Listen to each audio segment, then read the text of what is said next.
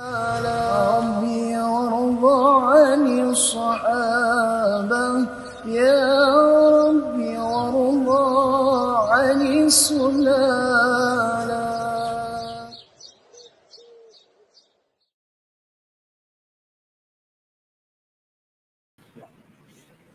Bismillahirrahmanirrahim. Alhamdulillah. Wassalatu wassalamu ala Rasulillah wa ala alihi wa sahbihi wa man tabi'ahu wa wala. Subhanaka la ilma lana illa ma 'allamtana innaka antal alimul hakim. Rabbi shrah li sadri wa yassir li amri wahlul 'uqdatam min lisani yafqahu qawli. Al-Fatihah bi niyyati at-ta'allum wa at-ta'lim wa tadhakkura wa at-tadhkir wan naf'a wal intifa' والإفادة والاستفادة والحث على تمسك بكتاب الله وسنة رسوله والدعاء على الهدى والدلالة على الخير ابتغاء وجه الله ومرضاته وقربه وثوابه سبحانه وتعالى ثم إلى أرواح والدينا ومعلمينا ومشايخنا ووالديكم أن الله يتغشاهم بالرحمة والمغفرة ويختم لنا ولكم بالحسنى في خير ولطف وعافية وأن الله يفتح لنا فتوح العارفين ويفقهنا في الدين ويعلمنا التأويل ويهدينا إلى الصراط المستقيم وإلى حضرة النبي محمد صلى الله عليه وآله وسلم كرام الفاتحة. أعوذ بالله من الشيطان الرجيم بسم الله الرحمن الرحيم الحمد لله رب العالمين الرحمن الرحيم مالك يوم الدين إياك نعبد وإياك نستعين اهدنا الصراط المستقيم صراط الذين أنعمت عليهم غير المغضوب عليهم ولا الضالين آمين. Alhamdulillah. Setelah 2 minggu kita berehat, Alhamdulillah pada hari ini kita akan menyambung kembali bacaan kitab Misbahud Duja bahagian terakhir. Jadi hari ini merupakan kelas terakhir yang kita akan membaca kitab Misbahud Duja sebelum insya-Allah kami akan bertemu dengan penulis atau penyusun kitab Misbahud Duja pada minggu hadapan untuk mendapatkan ijazah bagi bacaan kitab Misbahud Duja, Safinah An-Najah dan juga sanad bagi mazhab Syafi'i insya-Allah. So tanpa membuang masa kita teruskan bacaan daripada muka surat 611 permasalahan. Silakan. Memakai wangi-wangian, iaitu memakai bau-bauan di badan atau pakaian di luar atau di dalam. Permasalahan, jika wangian tumpah ke baju kerana tiupan angin atau tergeser tangan, tidak dikenakan fidyah. Jika tidak tahu larangan tersebut atau lupa, tidak dikenakan fidyah. Jika tahu ada larangan tetapi tidak tahu dikenakan fidyah, wajib membayar fidyah. Jika pakaian ihram terkena minyak wangi orang lain, tidak wajib membayar fidyah. Orang yang sedang melakukan ibadah haji tidak mengapa, boleh dengan menggunakan sabun. Okey, so kita masih lagi membincangkan tentang pantang larang ketika berada dalam keadaan ihram, yang mana yang selalu menjadi kekhawatiran para jamaah umrah ataupun haji ialah tentang memakai wangi-wangian.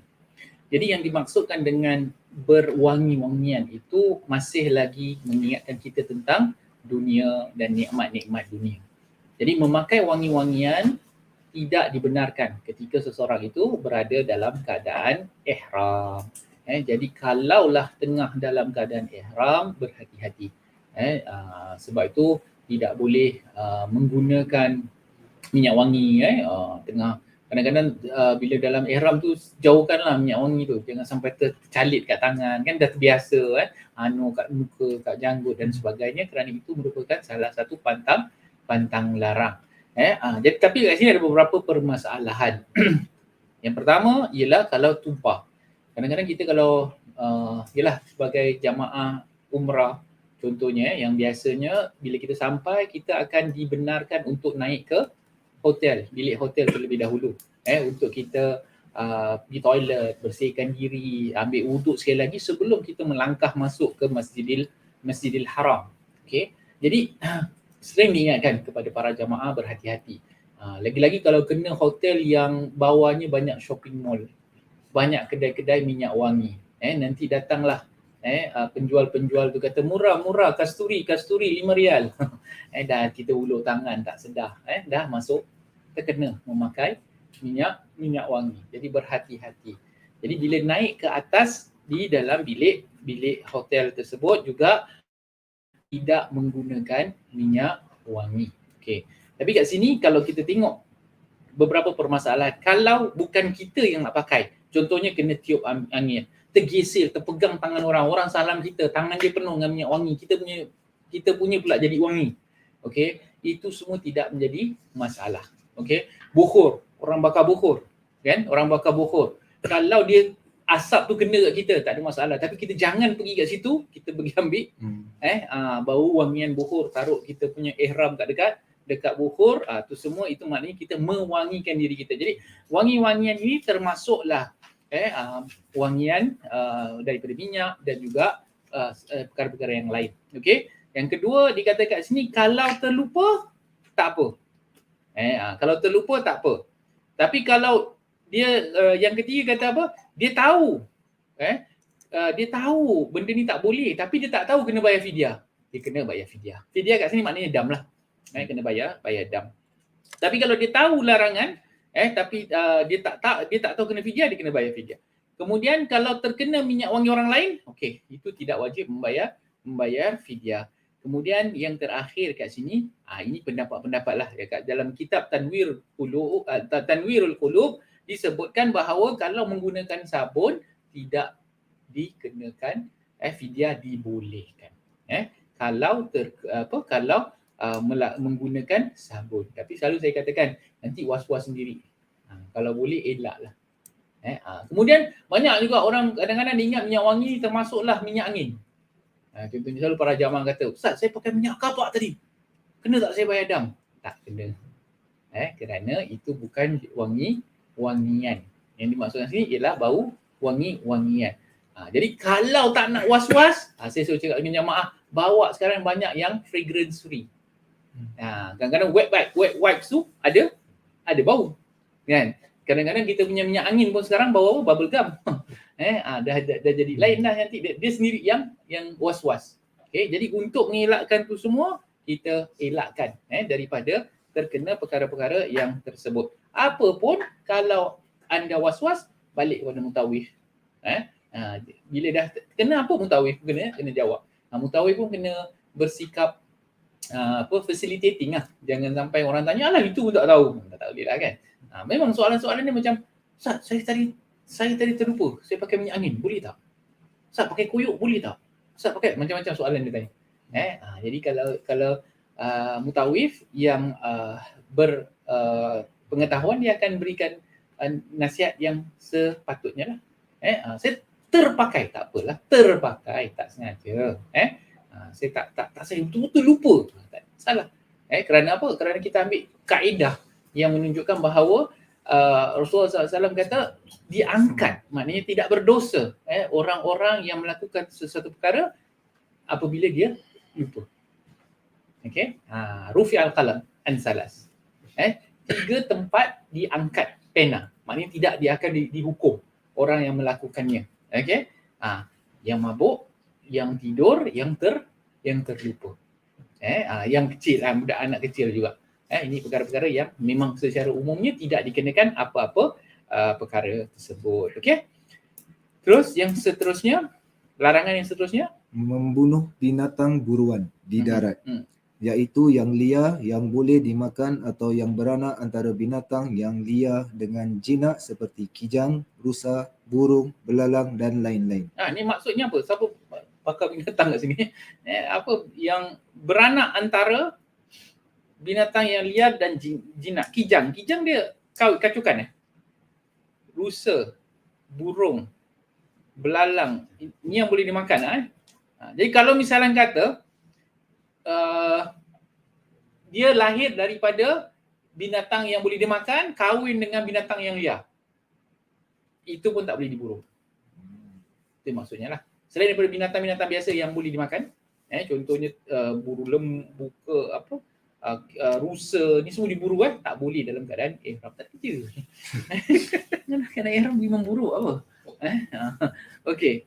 Wallahu a'lam. Mungkin untuk orang yang buat haji agaknya dia tengah macam tengah duduk tunggu nak pergi buat jamrah mungkin ternampak nak cuba ada pergi kejar ke, wallahu a'lam. Okey. Tapi kalau umrah biasa taklah. Pasal umrah very straightforward kan. Kita sampai terus masuk Masjidil Haram, kita habiskan semua sekali kat dalam Masjidil Haram tersebut. Okey. Diharamkan juga memburu, menangkap dan berusaha mengambil bahagiannya termasuklah rambut atau bulunya. Binatang yang haram dimakan seperti singa dan harimau boleh diburu. Ni kalau macam mengganggu lah kan. Tengah buat bulan pasir nampak harimau, nak kejar.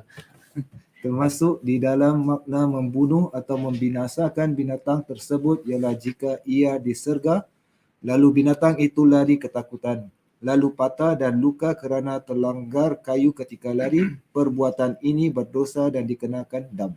Okey. Faham Boleh? Maknanya jangan buat kerja yang tak senonoh. Okey. Jadi termasuk dia kata saya tak memburu, tapi saya sergah kat dia lari. Lagi dia jatuh, patah kaki dia, pun kena dam. Okey, terus Melakukan akad nikah. ini lagi satu. Okay. Tak tahu sekarang Okay. dalam keadaan ihram nak buat akad nikah. Ni pun satu juga. Tak tahu, tak sabar-sabar ke. Atau dia tak tahu. Kalau terlupa lain cerita lah. Ni kita kata sengaja dalam keadaan ihram. Sekarang ni banyak dekat social media nampak orang nikah dekat Masjidil Haram. Kan? Ada nampak? Ada video orang duduk nikah kat Masjidil Haram. Tapi tu bukan dalam keadaan ihram lah. Sengaja niat dia nak bernikah dekat Masjidil Haram. Sebenarnya pernikahan ni dilakukan di tempat di mana-mana pun. Hatta di masjid ni pun ada khilaf di antara ulama sama ada bagus ataupun tidak. Kerana apa? Kerana kadang-kadang bila dibuat di masjid, dia mungkin melanggar adab-adab dalam masjid. Kan? Orang datang masjid untuk menikah tapi yang tukang sorak lain, yang tak berpakaian yang menutup aurat lain, mengganggu orang solat lain, kongka tempat orang solat lain dan sebagainya. Jadi bukan tak boleh, tapi kena jaga adab ketika melakukan dan melakukan akad nikah. Jadi dalam keadaan ihram memang tidak boleh bernikah, sama ada nikah sendiri atau nikahkan orang lain. Okey? Sama ada bernikah sendiri atau menikahkan orang lain harus boleh rujuk, tetapi makruh harus juga meminang dan menjadi saksi.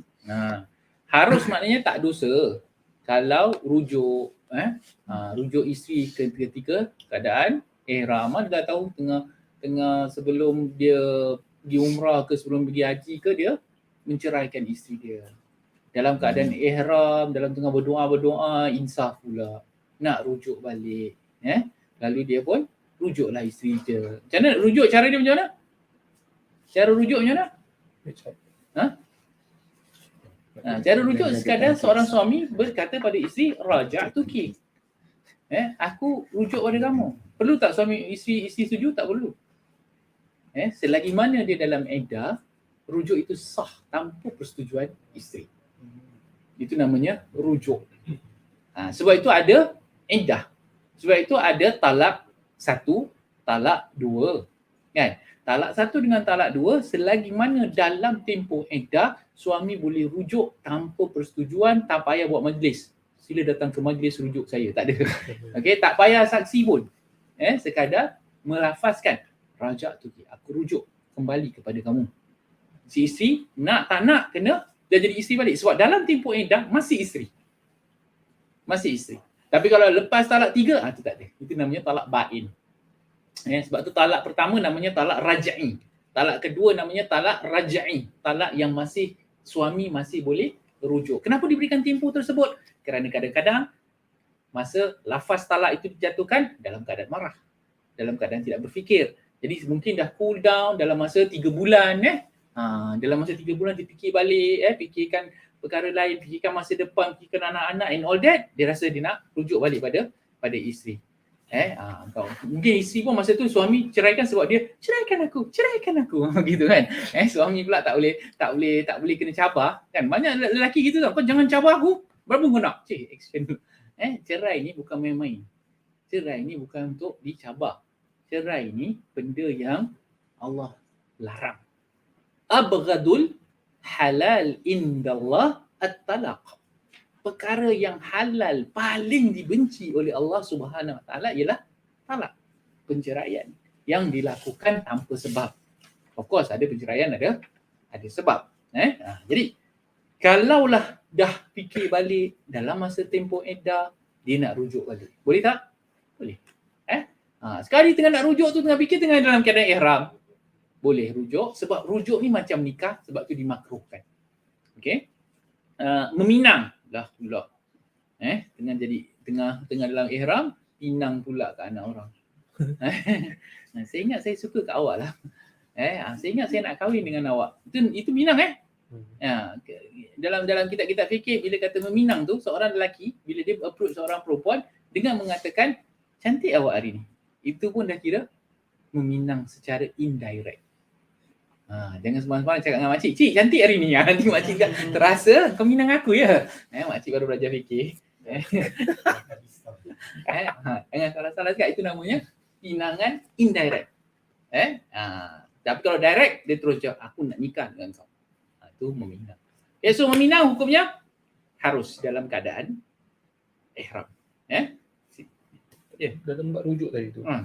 So means kalau misalnya kata contohlah suami isteri Ustaz cakap tadi, yang isteri pula macam threaten ceraikan aku, suami pula tengah marah, dan lafaz cerai tu, dan lepas tu dua-dua macam menyesal, dan kemudian dia nak rujuk balik, cukup sekadar cakap aku nak rujuk balik dan dah lah. Betul. Dalam konteks Singapura. Dalam konteks Singapura. Okay, dalam konteks Singapura, by law kena report. Kena pergi mahkamah, kena report, saya telah ceraikan isteri saya dan saya dah rujuk balik. Nanti dia rekod lah. Kalau tak nak rekod, sendiri mau ingat. Sekiranya berlaku lagi pada masa akan datang, pernah banyak kali dalam kes-kes yang pernah saya lihat, dia dah cerai. So isteri kata, dia dah 2 kali ceraikan saya. Suami dia kata, mana ada? Jadi siapa kita nak dengar? Jadi kalau ikut konteks, kena rujuk. Kena bagi tahu. Tapi biasanya pun dia tak berapa important lah. Sebab dia ada proses dia lagi. Dan sebagainya. Kalau nak nikah semula, dah habis iddah, tu dia punya proses panjang sikit. Maknanya kalau dia dah ceraikan, dah habis iddah, dia tak report. Dia tak report. Kemudian dia nak nikah balik. Dia pergi ROMM. Cakap saya dah ceraikan isteri saya, iddah pun dah habis, saya nak nikah dia balik. Saya nak register saya menikah kali kedua. Kan? Tengok rekod, tak pernah pun awak cakap awak bercerai.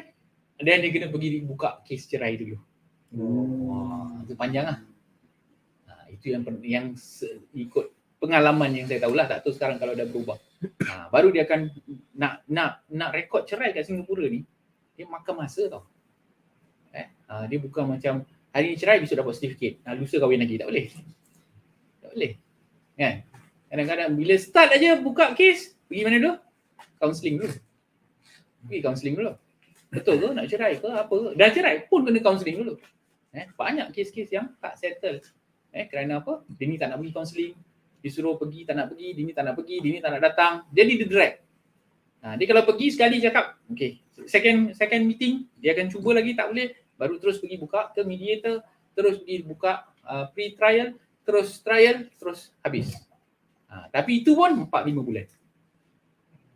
Kalau pihak suami pergi, isteri kata aku tak nak pergi. Aku tak nak pergi, aku tak nak attend. Then case close. Itu yang buat panjang. Ini bila dia ni dah nak attend, dia ni pula tak nak attend. Ini itu yang buatkan case makan bertahun-tahun. Okay, so kalau ikut syarak ni antara syarak dengan wakil. Keadaan. So kalau bisa kata masing-masing dalam keadaan marah, bercerai dan sebagainya, kemudian masa tu juga kata, ya Allah, apa ni, kita ni tak sepatutnya bercerai gini. Banyak kadang-kadang tengah malam, Ustaz, saya dah tersalah Ustaz, apa dia nak buat, Allah Kasim, gitu kan. Menangis konon. So, kita akan nasihatkan dia, boleh. Okay, rujuk aja. Rujuk, ingat. Okay, sama-sama ingat. Catatlah kat mana-mana. Pada tarikh ni, saya telah menceraikan isteri saya sebanyak talak satu. Kalau talak satu okey lagi. Kalau dia ceraikan talak 3, that's problem. Menyesal, dah lepas talak 3, nak rujuk tak boleh. Terpaksa cari Cina buta. Okey. Itu cerita lain Itu cerita lain. Itu kita dah baca kemarin. Okey. Ala kulli hal, kalau gitu tulis saja dan kemudian kalau ada saksi beritahu dengan kawan ke apa, semalam aku dah ceraikan bini aku, pada tarikh ini aku dah rujuk balik. So any case kita boleh kata saya dah beritahu kawan saya keadaan dia macam gini ada. Kalau suami meninggal pun misalnya kata ada saksi yang menyaksikan. So rujuk, saksi dalam rujuk hukumnya sunnah, digalakkan. Tapi tak wajib. Wallahu a'lam. Sorry. Kalau Panjang betul members banyak.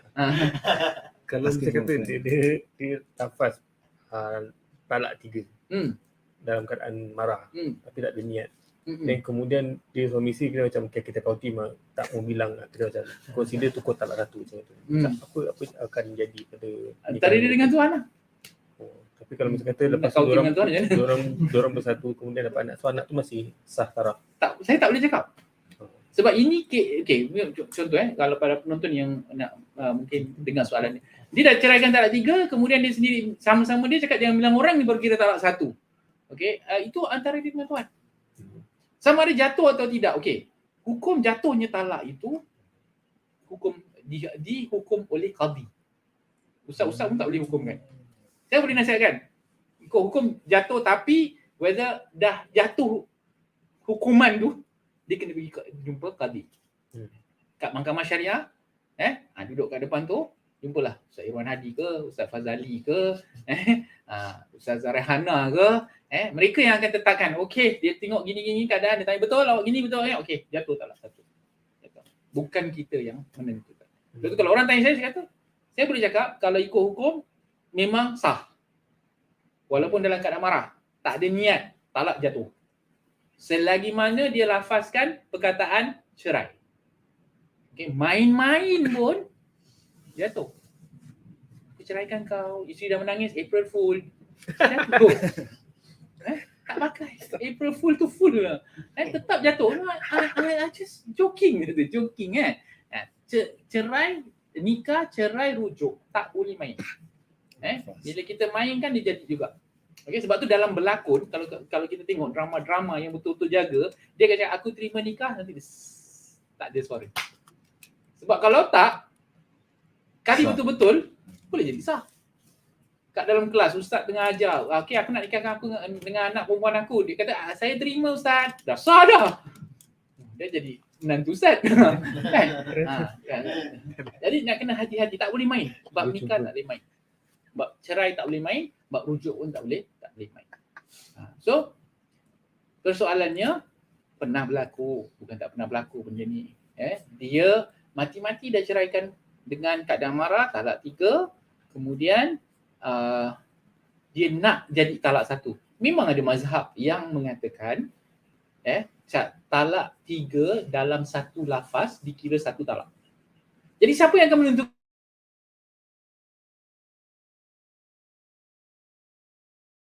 dia nak je ustaz apa yang nak jadi mangsa? Tak boleh. Kena hakim yang dilantik yang boleh menentukan. Ustaz, anggap ni satu lah. Memang ada kaul. Yang mengatakan aku ceraikan nikah dengan talak 3, kira talak 1. Tapi kalau ikut Syafi'i betul-betul jatuh 3. Kalau dia kata aku ceraikan kau dengan talak 10 pun jatuh 3. Sebab tak boleh main-main. Dia main-main lah. Kadang-kadang dia geram kan. Ini isteri dia minta ceraikan aku talak 3 sekali lah. Aku nak bebas. Aku ceraikan kau talak 10. Kau nak 3 kan? Aku kasih kau 10. Jatuh 3. Okay? Cuma hakim dia yang boleh menentukan. Walaupun dalam segi lakonan pun tak boleh lah. Lakonan, kalau dia suami isteri berlakon, dia ceraikan isteri dia, cerai jatuh. Jatuh. Sebab tu, katakanlah siapa? KRU dengan Lisa Suryani dengan isteri KRU kan berlakon satu drama kan? Dia ceraikan, boleh? Jatuh. Sebab tu dia kata, jangan lepaskan. Gitu. Okey, teruskan. Verse 2. Dilakukan oleh orang yang berakal dan tahu tentang hukum larangannya sama ada ketika ihram haji atau umrah di kubul dan atau dubur, lelaki atau perempuan, isteri atau perempuan lain atau hamba. Kita masuk G juga kan? Okey. Termasuk dalam perkara ini juga ialah walaupun memasukkan zakat itu pada dubur binatang atau dilakukan dengan penghalang, tidak melepaskan pakaian dan walaupun tidak mengeluarkan air mani. Faham Dalam arti kata yang lain, apa juga jenis, zakar masuk, depan, belakang, laki, perempuan, binatang, semua kira dilarang ketika dalam keadaan ihram. Ada ke orang buat gitu? Wallahu a'lam. Kita dalam fikir ni, dia bincang secara apa yang mungkin berlaku. Kan? So, dia bersubuh dengan lelaki dengan lelaki boleh ke dengan dekat dubur? Kan tak boleh gitu. Ini kan cuma sekadar satu gambaran. Selagi mana al-wat'u, wat'u itu maknanya memasukkan zakat, telah berlaku, maka telah berlakulah melanggar pantang larang dalam ihram. Okey, terus bersentuhan dengan syahwat. Syahwat. Baca. Itu memegang iaitu memegang terus dengan syahwat pada bahagian selain kemaluan seperti menyentuh dan mencium. Jika dikeluar air mani, maka wajib membayar dam. Maknanya sampai keluar syahwat, tengah suami isteri tengah ihram, depan itu lebih-lebih pula. Tak payahlah. Dengan dalam keadaan ihram tu, ingat Tuhan. Okey, itu yang kebahagiaan yang sebenarnya. Okey, biasanya gitulah. Ini benda kalau berlaku maka kena. Wallahu a'lam. Okey, terus wa fil jami' baca Melayu je kat situ. Okey, dalam pelanggaran terhadap semua pantang larang ini dikenakan fidyah, tebusan, kecuali akad nikah, kerana akad nikah itu sesungguhnya tidak sah. Tidak ada yang boleh merosakkan ihram itu kecuali berlaku persetubuhan pada kemaluan. Orang yang dalam ihram tidak boleh keluar dari ihramnya yang rosak. Okey. Baca bawah dulu ditambah.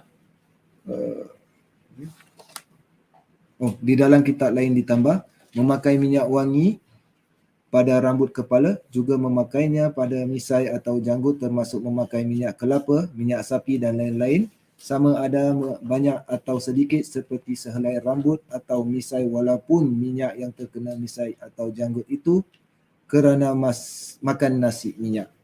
Tidak mengapa jika menggunakan minyak itu di tempat selain kepala, misai dan janggut. Okey, faham tak?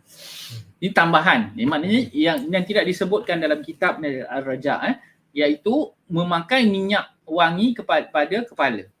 Okey, jadi kalau pakai pada misai, janggut, juga termasuk antaranya memakai minyak wangi. Jadi termasuklah minyak kelapa, minyak. Orang pakai minyak kat kepala, Pak Janggut untuk apa? Biar kemas kan. Jadi tak boleh. Okey, so sekarang pakai apa? Selain daripada sekarang tak pakai minyak, sekarang pakai apa? Wax, pomade. Itu semua tidak boleh. Okey. Haram memindah batu di tanah haram. Selain daripada semua perkara di atas, haram juga memindahkan sesuatu daripada tanah haram Mekah dan Madinah, termasuk batu-batunya. Batu-batu yang telah diambil itu wajiblah dipulangkan kembali ke dua-dua tanah suci tersebut. Okey. Faham Tak boleh ambil tanah haram, batu-batu, jangan bawa balik bawa kenangan. Tak boleh. Kena pulangkan. Okey. So kat sana tu berhati-hatilah kalau ambil barang-barang. Pernah juga jemaah tu balik bawa barang, bawa batu. Kata orang kasih. Kita pun tak tahu orang tu ambil dari mana kan. Jadi jangan bawa balik sebab tu diharamkan. Kena letak balik. Kalau orang bawa balik Slipper? Maksud itu tak termasuk batu tu nak kena lempar. Okey, kita sekarang ni semua slipper bawa masuk Dulu orang suka tinggal kat luar kan. Bila kena sapu dah hilang lah slipper. So slipper ni kadang-kadang masalah dia tu dekat bukan di Masjidil Haram, kat masjid-masjid semua selalu kita hilang slipper. Wallah, pernah hilang. Kan boleh katakan semua orang pernah hilang slipper kan? Macam mana? Ada yang tak pernah hilang slipper? Tak tahu balik dengan sebelah. Tak pernah. Tak pernah masjid kan? Itulah. Tak maknanya jin slipper ni banyak. Yang suka ambil slipper. Balik je, slipper hilang. Kita pakai slipper orang. Wallahualam. Okey, terus. Ustaz, kalau yang batu tersendat kat slipper kita terbawa balik tu macam mana? Oh, tu taklah. Itu tak. Tu tak. Tak. Ni memindahkan. Okey. Jima akan membatalkan haji apabila terjadi sebelum tahallul awal sama ada setelah wukuf atau sebelumnya. Okey. So, jika ia terjadi. Jika ia terjadi setelah tahallul awal tidak membatalkan hajinya. So, ini menurut kalau berlakunya jima ketika haji maknanya batal, maknanya kena qada. Kalau tak batal yang kat bahagian kedua dah selesai tahallul dia kena bayar dam. Okey. Terus Dia hendaklah meneruskan ibadah hajinya sehingga selesai. so maksudnya apa? Kalau pun ihramnya telah batal, telah rosak, dia tetap kena teruskan hajinya sampai selesai. Bayarlah, mana yang kena bayar dam, bayar dam. Nanti kita akan baca dam. Apa denda-dendanya. Okey. Kemudian Sesiapa yang tidak melakukan wukuf di Arafah, maka hendaklah dia bertahallul dengan cara mengerjakan umrah dan wajib ke atasnya mengqada hajinya dan membayar denda. okey. Iaitu melakukan tawaf dan sa'i jika sebelum melakukan sa'i setelah tawaf qudum. Pada tahun akan datang sama ada haji wajib atau sunat baginya. Jika seorang itu wajib qada haji dan meninggal dunia, maka tidak wajib digantikan untuk mengqadakan mengikut pendapat yang kuat. So maknanya kalau sekiranya orang yang terlepas wukuf, kira hajinya tidak sah. Hajinya tidak sah, tapi dia kena teruskan dengan melakukan umrah. Selesaikan umrahnya, kemudian tahun akan datang dia kena buat balik hajinya sekali lagi. Seandainya dia tak sempat buat haji dah meninggal, maka mengikut pendapat yang asah, yang paling kuat, tidaklah wajib untuk mengqadanya. Wallahu a'lam bissawab. Dan kita masuk fasal yang terakhir, iaitu dam. Okay. So dam ni ialah denda-denda. Okey, seperti saya katakan, ini bila kita baca kan, kita sekarang mengambil pengetahuan untuk lebih lanjut. Kalaulah kita merasa was-was apa yang kita lakukan ini terkena dam ataupun tidak, biasanya bila kita belajar lain, bila kita tengah buat tu dia punya feeling dia lain. Rujuklah kepada mutawif, rujuklah kepada syekh-syekh haji, rujuklah kepada ustaz-ustaz pakar. Sebab banyak juga perkara-perkara zaman ini yang telah pun dilakukan muzakarah. Okey, jadi misalnya kata di Malaysia banyak lakukan muzakarah haji. Ada perkara-perkara yang telah pun dalam muzakarah itu difatwakan. Sama ada batal ke, tak batal ke, sah ke, tak sah ke. Tapi ini yang kita baca ini adalah apa yang disebutkan oleh para ulama dalam kitab-kitab yang tradisional. Silakan.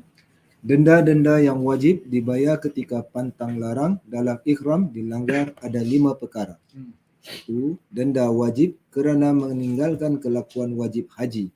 Denda ini mengikut tertib turutan. Okay, so dalam isu dam ada yang tertib, maknanya kita tak boleh lompat.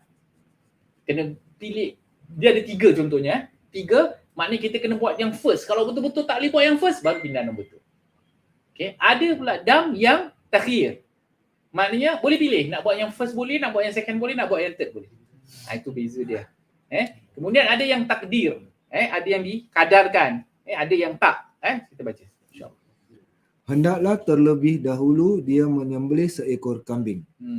Ini kalau meninggalkan wajib. Ingat dalam manasik haji ada apa? Rukun dan wajib. Okey. Jika dia tidak dapat mendapatkannya, maka hendaklah dia berpuasa 10 hari. Iaitu 3 hari ketika waktu mengerjakan haji dan 7 hari ketika balik ke keluarganya sampai di rumah di tempat tinggal.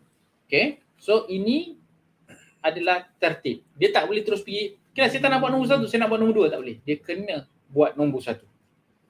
Maknanya kalau dia betul-betul fakir, miskin, dia tak ada duit nak bayar untuk beli seekor kambing, baru dia boleh pergi nombor 2. Okay. Kemudian Nombor 2, denda wajib kerana bercukur rambut dan memakai wangi-wangian. Denda ini boleh dipilih. Hendaklah terlebih dahulu dia menyembelih seekor kambing atau berpuasa 3 hari atau bersedekah 3 syah gantang bersamaan 8.25 kilogram makanan asasi dan diberikan kepada 6 orang miskin. Okay, yang ini boleh pilih. Okay. So yang pertama tu contohnya ihram bukan dari tempat miqat. Ana baru tadi masa kat sana dengar cerita-cerita sekarang banyak orang-orang muda dia buat umrah DIY. Umrah DIY ni maknanya dia tak belajar, tak ikut mutawif. Just belajar, dia pergi book flight, book hotel yang dia pergi. Dan ramai yang masuk Mekah dulu. Masuk Mekah, pergi hotel dengan baju biasa. Tak dalam keadaan ihram. Okey, kemudian masuk, keluar, pergi Tanim. Baru pakai ihram, baru buat umrah. Dia tak tahu yang tak boleh. So, sebelum anda buat umrah DIY, sepatutnya anda belajar dulu. Okay, so sebaik-baiknya lah bagi mereka yang pertama kali nak buat umrah. Ingat, umrah pertama anda adalah umrah wajib. Bukan umrah sunat, umrah hukumnya wajib. Umrah pertama anda, dapatkanlah mutawif. Okay, dapatkanlah bimbingan. Bayar lebih sikit tak apalah. Supaya anda selamat. Jadi berlaku, perkara ni sedang berlaku. Sekarang pun orang tengah promote DIY. Sekarang boleh apa? Visa online, buat sendiri. Kan? Hotel buat sendiri. Kan? Nak bergerak pakai Karim.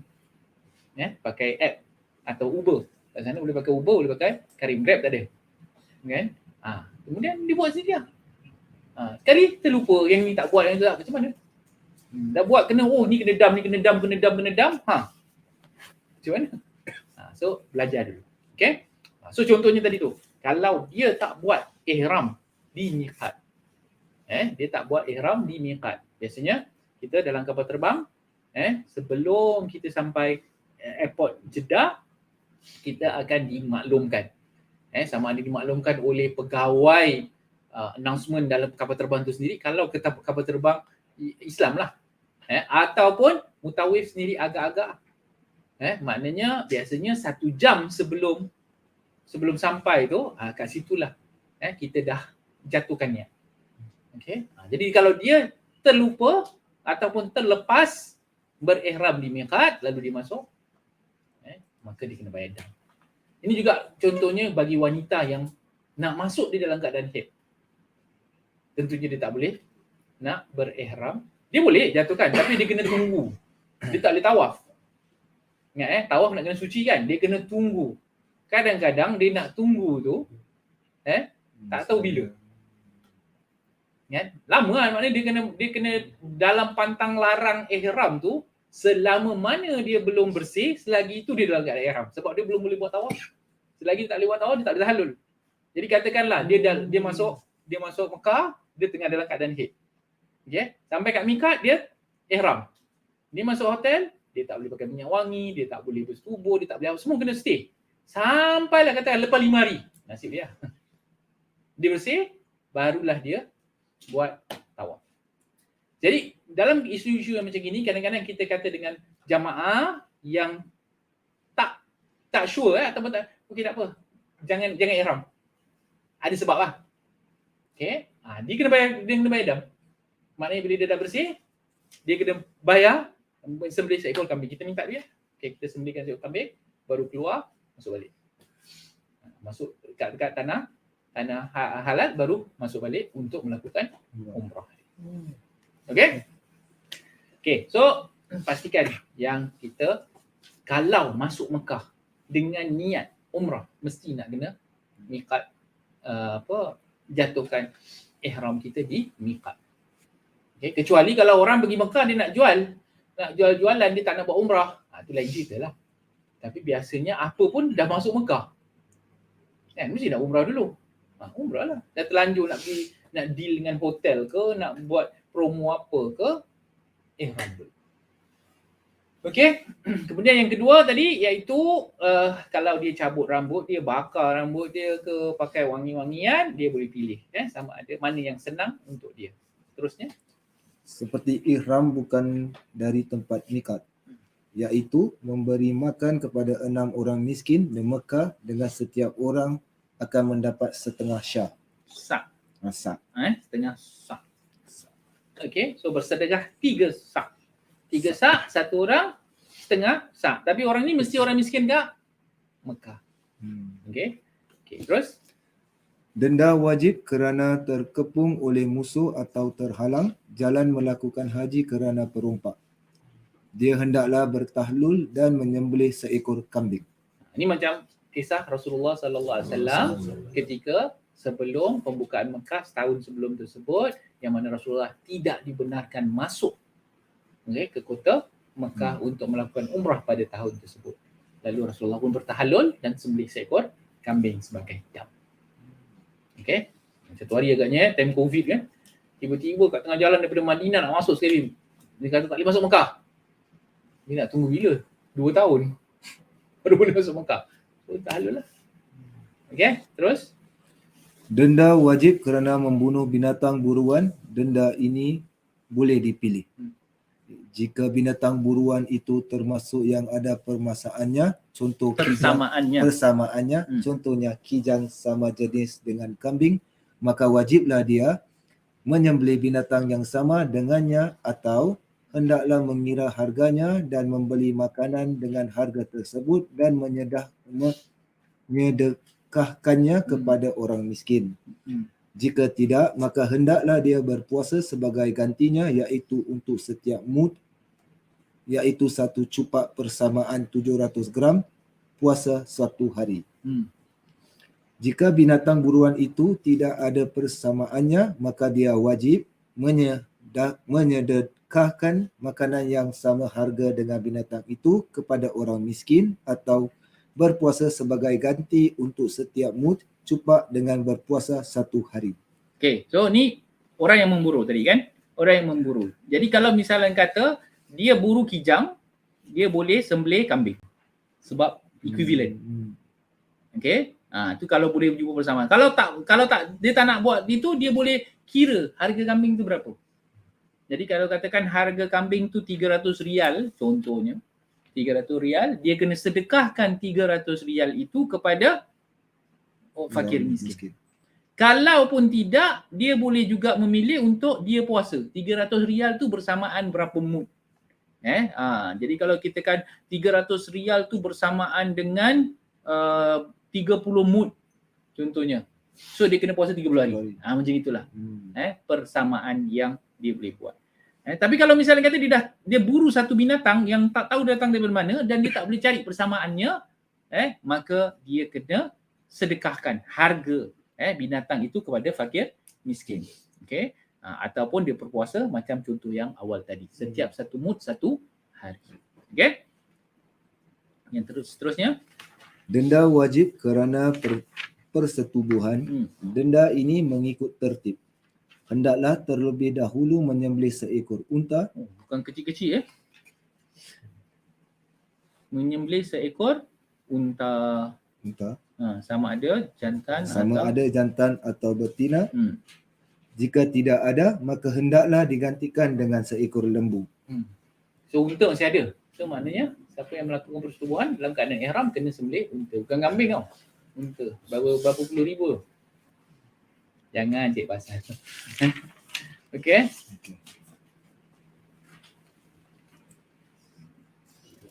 Jika tidak ada, maka hendaklah diganti dengan 7 ekor kambing. Jika tidak ada, maka hendaklah memberi harga unta tersebut mengikut harga di Mekah.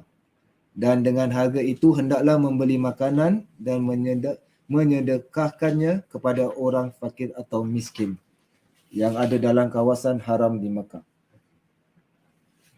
Jika tidak diperolehnya juga, maka dia wajib berpuasa sebagai gantinya untuk setiap mud cupak berpuasa sehari.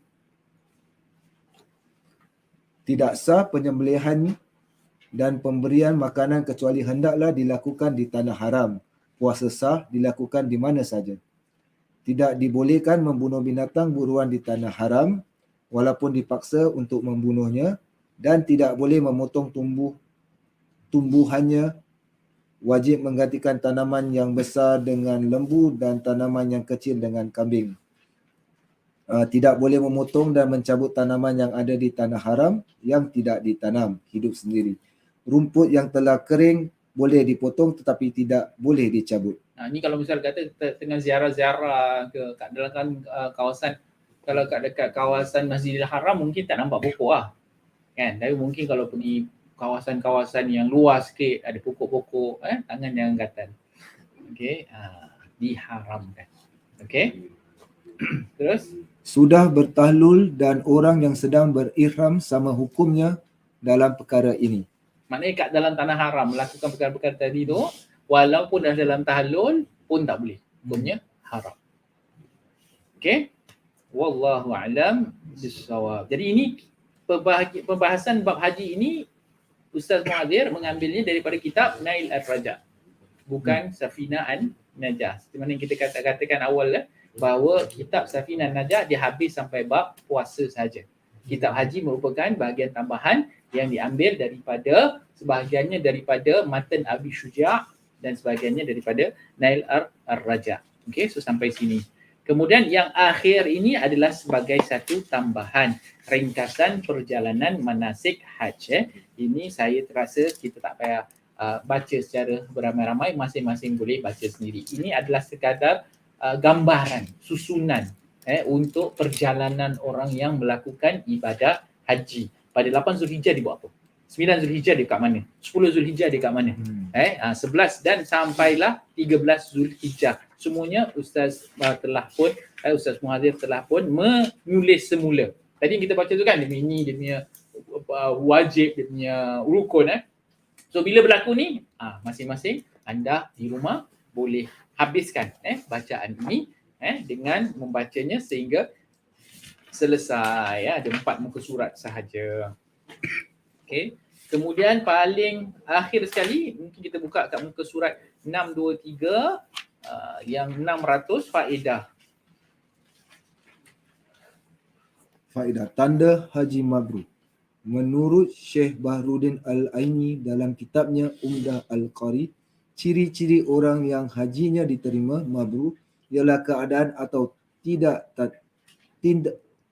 tanduknya haliyah, orang tersebut lebih baik daripada sebelumnya dan tidak melakukan perkara yang tidak baik. Okey, jadi dalam kitab Umdah Al-Qari disebutkan perkara tersebut. Lalu orang katakan, kalau orang balik hajjan mabruran wa sa'yan mashkuran wa tijaratan lan tabur.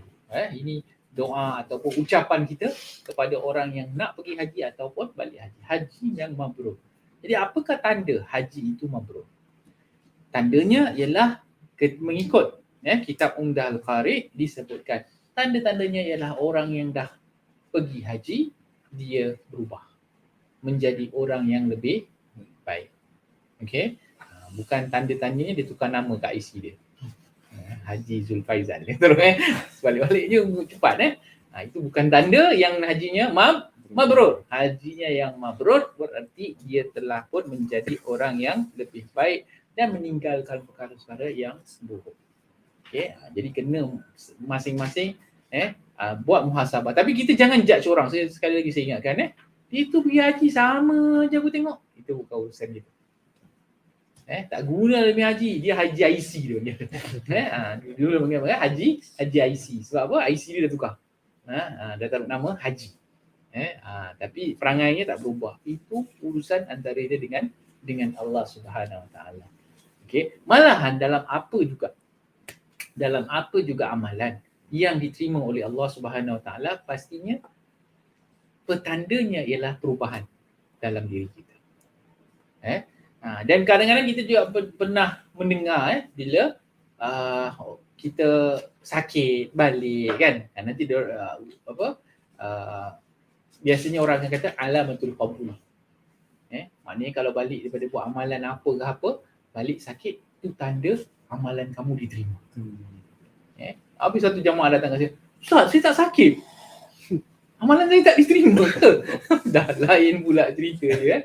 Dia cakap kalau sakit tu nak senangkan hati lah kan. Jangan risau. Sakit tu alamatul qabul. Jadi sikit-sikit pun mesti ada. Sakit tekak lah, lemah lah, penat lah, batuk lah. Tu semua alamatul qabul. Tanda Allah dah terima. Sebab apa? Sebab sebagian pendapat mengatakan bahawa bila kita sakit ni ialah kafarah. Cuci kita punya dosa. Dan bila kita buat haji, kita buat umrah, ni amalan yang besar, tentu dia punya cuci tu bersih lah. Kan? Jadi berat sikit lah sakitnya tu. Biasanya macam itulah keadaannya. Tapi kalau tak sakit, jangan risau, kerana itu Allah yang tentukan. Alhamdulillah, bersyukur. Janganlah balik, saya nak sakit. Seperti alamatul qabul bukan. Okey, insya-Allah. Moga-moga Allah Subhanahu Wa Taala memberikan kita semua peluang untuk melaksanakan ibadah haji dan haji kita mabrur, diterima oleh Allah Subhanahu Wa Taala.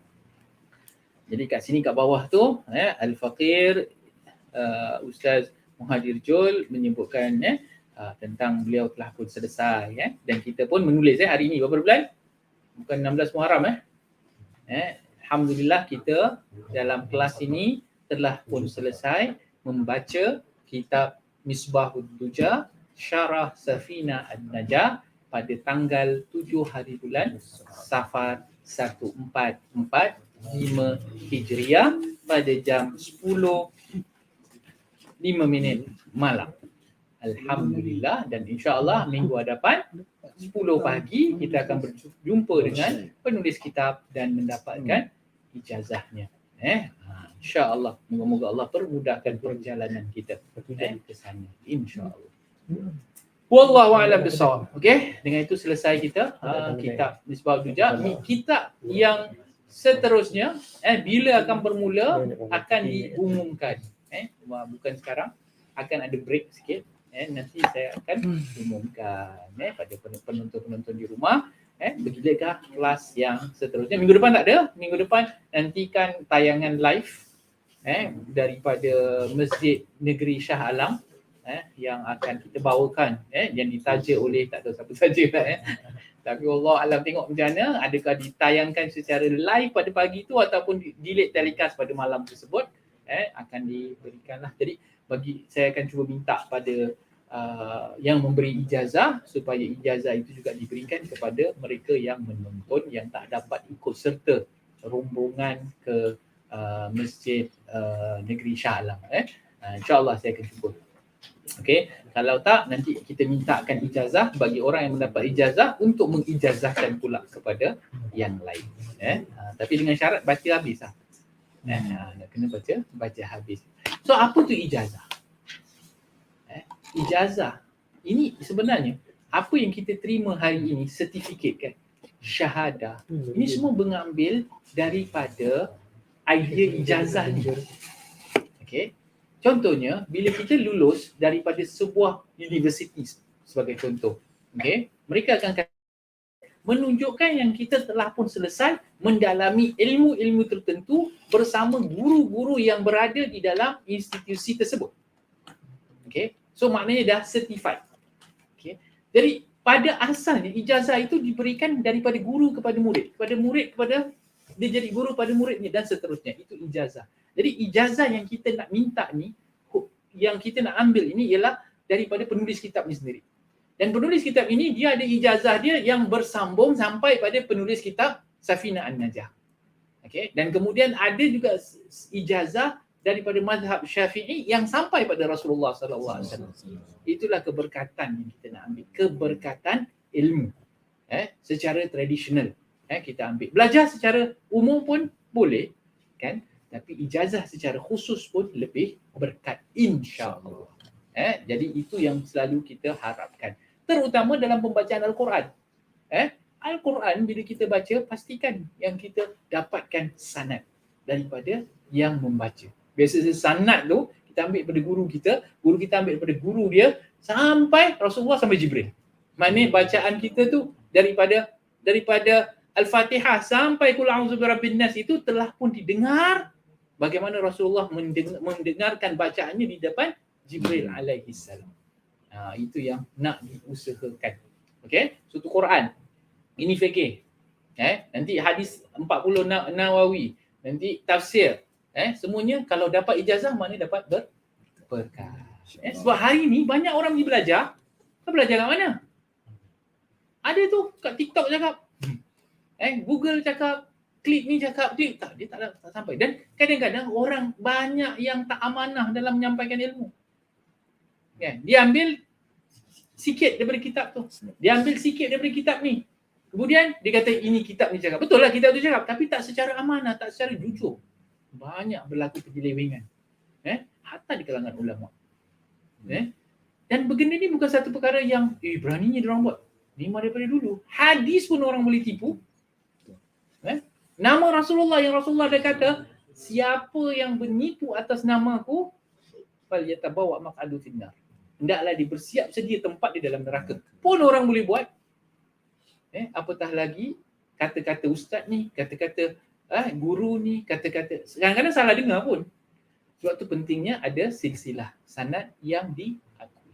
Itulah sebabnya saya buat rombongan ni supaya kita semua membiasakan diri kita untuk belajar daripada sos yang boleh dipercayai. Bukan sekadar baca kitab. Banyak orang ambil buku baca, belajar daripada siapa yang gurunya tak ada bukan guru, maknanya buku saja, maka syaitan adalah guru dia. Sebab kita boleh, saya baca, faham saya lain. Kan? Orang kedua baca, faham dia lain. Siapa yang boleh verify? Guru je. Dan guru ambil daripada mana? Guru. Wallahu a'lam. Lepas tu guru tu mesti nak kena belajar tahu daripada mana. Sebab tu bila berguru pastikan guru awak daripada mana? Belajar apa? Tapi bukan untuk membangga-bangga. Ni kat sekarang pula ada orang yang ada sanad menghina pula orang yang tak ada sanad. Betul tak? Oh kau punya guru universiti mana pakai sanad? Aku punya talaki punya real lo. Don't play. Tak ada, itu bukan. Habib Abu Bakar Adni almarhum, al-allamah pernah menyatakan ini fitnah juga. Fitnah orang yang bersanad, menghina orang yang tak ada sanad. Kita nak sanad keberkatan. Tapi bila kita belajar, kita nak kena ada ilmu untuk menghormati orang lain. Of course lah, sanad memang kita tak boleh nafikan. Tapi belajarlah secara umumnya, mesti nak belajar. Lagi buruk kalau terus tak belajar. Jadi jangan fanatik dengan ilmu, jangan fanatik dengan guru. Yang pasti berguru dan pastikan tahu siapa-siapa guru. Sekarang ni banyak guru yang yang tak ada ilmu. Mungkin ada sertifikat lain lah. Tapi ilmunya tak ke mana. Itu pentingnya memastikan yang guru kita berilmu. Dan bila anda dah berilmu, jangan simpan. Menjadi kewajipan orang yang ada ilmu, sampaikan. Siapa yang simpan ilmu, neraka tempatnya. Siapa yang kitmanul alim, dipanggil dalam istilah kitmanul alim, menyembunyikan ilmu yang dia ada, neraka tempatnya. Balighu anni walau ayah. Rasulullah, sampaikan daripadaku walaupun satu ayat. Jadi apa ilmu yang dah ada, ni nak pergi ambil ijazah ni berat ni tak? Kena sampaikan sekurang-kurangnya kepada anak cucu kita, adik-beradik kita, kawan-kawan rapat kita, sampaikan. Balighu anni walau Allahumma fashhad billah. Ya Allah, saksikanlah saya dah sampaikan. So dengan itu kita mohon Allah menerima dan tidak memberikan kita ilmu-ilmu yang menyeleweng, ilmu-ilmu yang menyesatkan. Dan kalau sekiranya ada perkara yang silap, mohon diperbetulkan. Sebab dalam banyak perkara, para ulama pun kadang-kadang diperbetulkan. Dan mereka ini berlapang dada. Kalau berlaku kesilapan, kita kena berlaku amanah. Kalau ada orang kata, Ustaz cakap macam ni, salah tau. Ya, mana buktinya? Gini. Okey. Dan kita kena betulkan. Mengatakan, okey, saya tersilap gini. Itu dia punya suasana muhibbah dalam kita menuntut ilmu. Bukan kita ambil klip, tengok ustaz ni cakap apa. Ambil klip, kutuk, kecam, sikit-sikit kecam. Itu bukan cara adab dalam kita menuntut ilmu. Silap, kita berbahas, kita betulkan. Kalau sama-sama betul, sama-sama berlapang dada kerana perbezaan Pendapat. pendapat di kalangan para ulama. Ya, itu yang penting. Okey. Jadi pastikan yang kita terus menuntut ilmu, satu bahagian kita dah selesai. Saranannya seterusnya kita akan baca kitab hadis dan juga tafsir. InsyaAllah akan diumumkan apakah kitabnya dan apakah judulnya, tidak lama lagi. Wallahu a'lam bissawab. Ada soalan? Macam mamak kita sekarang semua tengok daripada TV yang Malaysia punya siaran TV Islamic ni. Itu okey tak untuk diorang macam harian-harian? Boleh, itu untuk menambahkan ilmu, boleh. Tapi sebaiknya ada juga guru. Jadi dia boleh verify. Sebab kalau dia tanya kat TV, Ustaz, dia mana Ustaz tu boleh jawab? Kan? Dia nak kena cari Ustaz yang ada live. Sekurang-kurangnya Zoom ke kan. Ada juga cara kita boleh bertanya kan. Sebab kalau kita belajar, kita tak dapat verification, kita mungkin salah faham. Mungkin salah faham. Jadi nak kena verify balik. Ustaz aku cakap gini. Aku dengar kat TV. Aku dengar kat TV gini. Mana satu? Kita tengok balik. Betul? Okey, kita check kan. So tak ada masalah. Kita mengambil faedah daripada media masa hari ini. Media baru hari ini. Cuma siapa nak verify? Sebab tu Imam Syafi'i kata, lan tanalul ilmu. Kamu semua tak akan dapat ilmu. Betul illa bisid. Kecuali dengan 6 perkara. Salah satu daripadanya mujalasatul guru, alim, sohbah. Okey, tak akan dapat ilmu sekadar baca kat sana, tengok sini. Lepas tu aku ustaz. Ambil test pass. Tak ada. Yang kita dapat informasi. Okey. Sebab itu nak dapatkan ilmu antaranya tulas zaman. Belajar benda panjang. Tak akan dapat ilmu, saya nak 2 tahun saya nak jadi alim. Bagus, cantik muka. Imam Syafi'i berapa lama? Belajar. Dah tua pun belajar. Imam Syafi'i tu kat Mekah tu dah jadi mufti dah.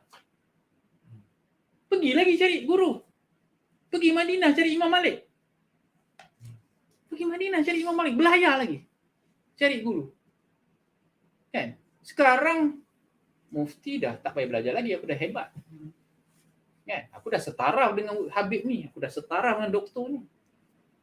Ilmu tu fauqa kulli dhi ilmin alim. Di atas setiap orang yang ada ilmu tu ada yang lebih berilmu. Sebab tu kita kalau mesti ibarat padi. Makin berisi makin tunduk. Jangan ibarat lalang. Okay? So mufti tu dah tinggi, dia tu mufti. Maknanya kalau ikut martabat orang yang berilmu, ada talibul ilm. Kita ni talibul ilm, baru belajar. Tak ada ilmu pun. Kan? Lepas tu baru naik pangkat.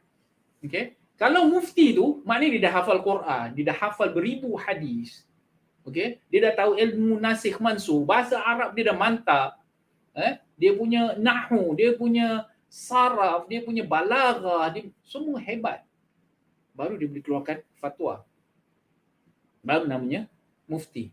Mufti adalah satu martabat ilmu pada seseorang. Sebab itu saya tak setuju orang kata mantan mufti.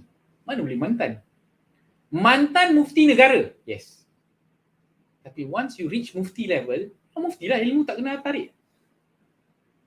Dah sampai tahap mufti. Lepas mufti baru ada mujtahid. Mujtahid pun ada mujtahid mazhab, ada mujtahid mutlak. Dia ada level-level dia tu semua. So mantan mufti negara. Itu yang di appointed. Kan? But orang yang dah sampai ijazah dia, kamu boleh keluarkan fatwa. Sampai bila-bila kamu boleh keluarkan fatwa? Itu mufti. Sebab itu kalau kat Tarim, dia ni mufti tau, dia ni mufti. Jamaah tanya, Ustaz, negeri ni ada berapa banyak mufti Dia tak faham. Sebab tu kat Malaysia, dia ada mufti negara, lepas tu ada mufti wilayah. Kat Indonesia tak ada. Dia ada Nahdlatul Ulama. Persatuan. Semua ulama-ulama tu. Siapa mufti Indonesia? Kan? Tak ada kan? Sebab mereka semua mufti. Martabatnya dah sampai boleh keluarkan Ustaz Abdul Samad mufti. Ustaz Haji Hidayat mufti. Ustaz apa lagi? Itu semua dah martabat dia. Bangsa Quran dia boleh sebut ayat ni, muka surat ni, level ni. Masya Allah. Ini Ustaz Abdul Samad kata kitab ni, kitab itu mufti. Kita masih tercari-cari baru nak Google. Nak jadi mufti konon. Minum tea dulu. So bila dah sampai martabat tu pun masih kena tawakal. Cari ilmu. Jangan sombong dengan ilmu kita, kerana ilmu bukan untuk dibanggakan, tapi untuk dicari dan disampaikan. Wallahu a'lam bissawab. Okay. So, boleh kalau mak belajar, tapi itulah sekarang yang jadi confused tu bila dia belajar dia tak dapat tanya, dia lepas tu tak masuk. Aku sampaikan. So sekarang banyak. Jadi kalau misalnya kata mereka ikut pengajian YouTube contohnya, pastikan ikut susunannya lah. Jadi kalau tak pasti, tanya pada orang yang lebih tahu. Wallahu a'lam bishawab. Ya. Ini ilmu agama je kan? Ilmu agama maksudnya? Yang ambil berbual ni ilmu agama. Kalau ilmu dunia tak disebarkan boleh? Tak. Kalau ilmu tu penting mesti disebarkan. Business secret. Business secret. Macam masak gitu. Macam masak. Tak nak ilmu juga tu. Tapi kalau orang masak sekali sakit perut. Yalah, terutamanya ilmu agama. Ya. Jadi ilmu-ilmu yang lain semua jangan lokek. Satunya, ilmu bertambah bila kita share. Makin kita share, makin bertambah. Don't worry. Akan lebih berkat lagi apa yang kita tahu. Ini macam itulah business secret, ini semua tak nak kasih itu semua kan. Itu masing-masing lah. Cuma saya yakin selagi makin kita berkongsi, makin kita maju insya-Allah. Sebab hidup ni ialah ta'awun. Wa ta'awanu 'alal birri wat taqwa. Kita tolong satu sama lain. Kadang-kadang kita share kita punya resepi, orang tu kasih tambah ni sikit, dia jadi improvise lagi. Makin sedap lagi. Tapi signature kita lah. Wallahu a'lam. Ambil bai'ah apa?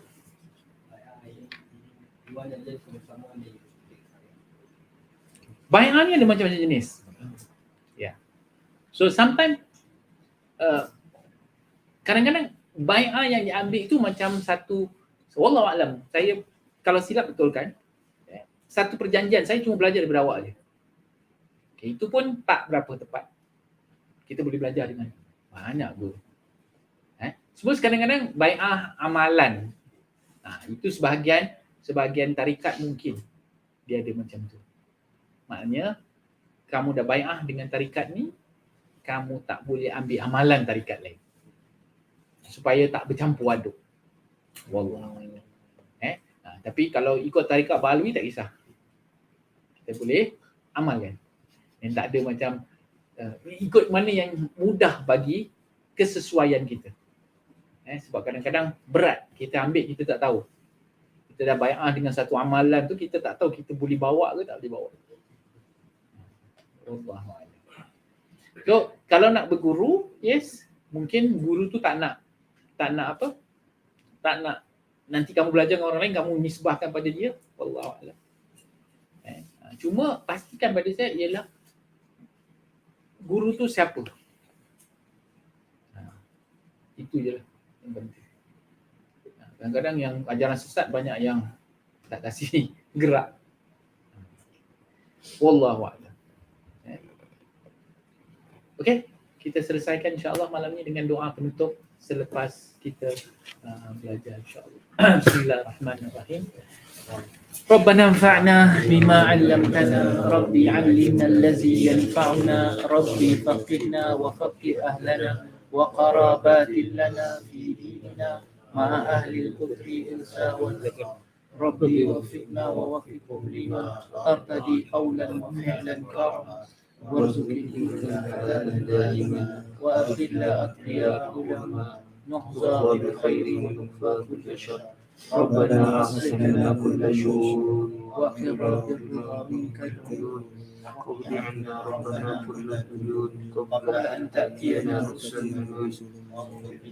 أنت أكرم من ستر وصلاة الله توشى المصطفى من إلى الحق دعانا والوفاء بكتاب فيه للناس شفاء وعلى آل الكرام شرفاء وعلى الصحب المصابي نورا اللهم اهدنا بالهدى واجعلنا ممن يسارع في رضاك ولا تولنا وليا سواك ولا تجعلنا ممن خالف امرك وعصاك حسبنا الله ونعم الوكيل ولا حول ولا قوه الا بالله العلي العظيم صلى الله على سيدنا محمد وعلى اله وصحبه وسلم الحمد لله رب العالمين. يا ربنا اعترفنا بأننا اقترفنا وأننا أشرفنا على لظى أشرفنا وتب علينا توبة تغسل كل حوبة واستر لنا العورات وآمن الروعات واغفر لوالدينا ربي ومولودينا والأهل والإخوان وسائر الخلان وكل ذي محبة أو جيرة أو صحبة والمسلمين أجمع آمين ربي أسمع فضلا وجود منا لا باكتساب منا بالمصطفى الرسول نحظى بكل سود بالمصطفى الرسول نحظى بكل سود بالمصطفى الرسول نحظى بكل سود صلى وسلم ربي عليه عد الحب وآله وصحبه عداد تشي الصحب والحمد لله في البدء والتناهي آمين. سبحان ربك رب العزة عما يصفون وسلام على المرسلين والحمد لله رب العالمين في كل لحظة أبدا عدد خلقه ورضا نفسه وزينة عرشه ومداد كلماته. السلام عليكم ورحمة الله وبركاته والعفو.